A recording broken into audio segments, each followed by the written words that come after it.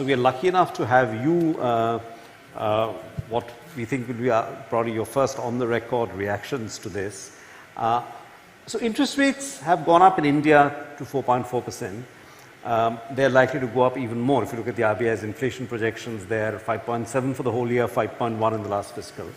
Will this affect the government's plan to revive the economy, which in the last budget was largely through a boost in capital expenditure? Well, no, because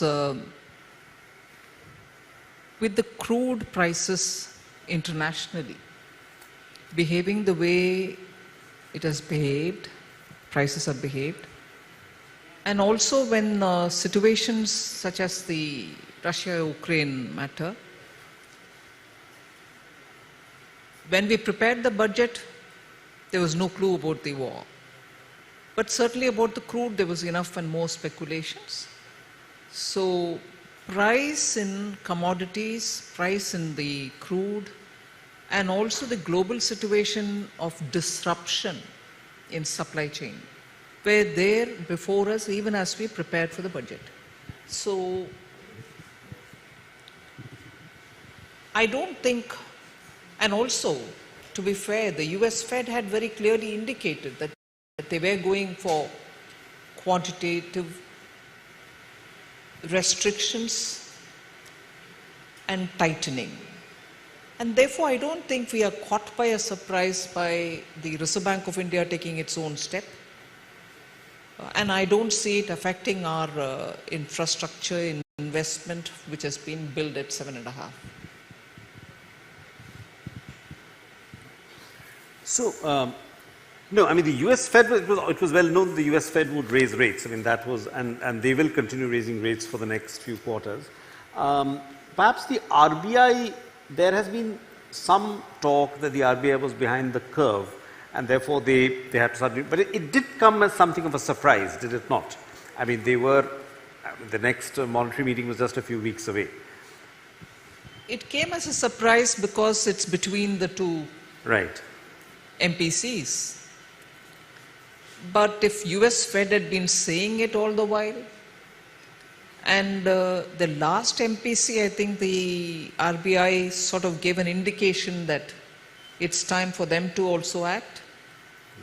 It's the timing which came as a surprise to many, but the act itself, people thought, should have been done anyway.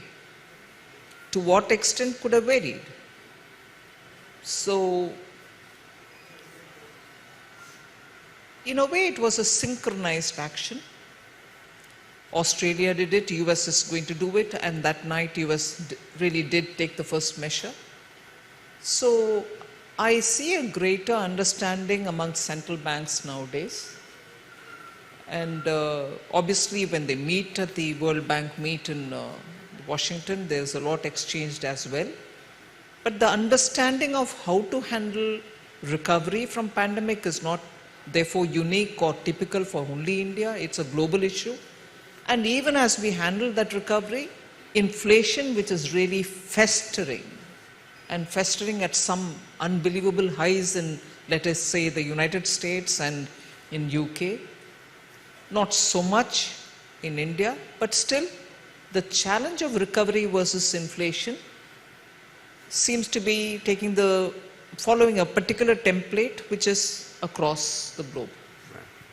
So, Finance Minister, of course, all economic, I mean, there's no doubt that we do face economic issues because of, obviously caused by the supply chain challenges, the rising fuel prices and so on. But all challenges are relative. I mean, we've obviously seen what has happened in our neighboring countries where Forex, again, high fuel prices, high inflation, much higher than ours, depleting foreign exchange reserves have caused a problem similar to perhaps what we faced in the early 1990s, which led to economic reforms in India. Is that a worry for us? Not of that, perhaps of that virulence, but some, some variant of that hitting us also. And was this discussed when you were in the US for the fund bank meetings in late April? In the context of India, in the context of India as well. India. No, that wasn't discussed. Although, of course, the discussions pertain to the neighborhood, India's neighborhood. Some bilateral discussions pertained to that subject. But This is not a boast. I do want it to be put on record because you spoke about what were discussed in Washington. There was a great sense of admiration that we kept doing the reforms even during the pandemic. There was a very big sense of appreciation that India didn't allow its poor to suffer, particularly the way in which the food grains program has been handled.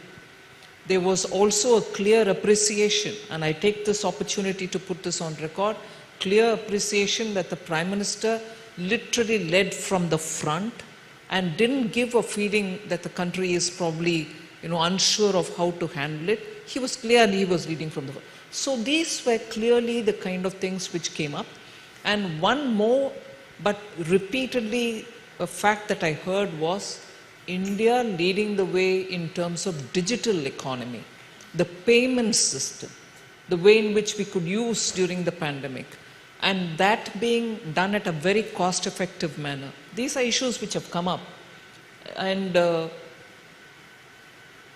way in which we've adopted technology to make it simpler for income tax or GST have also become a topic of conversation.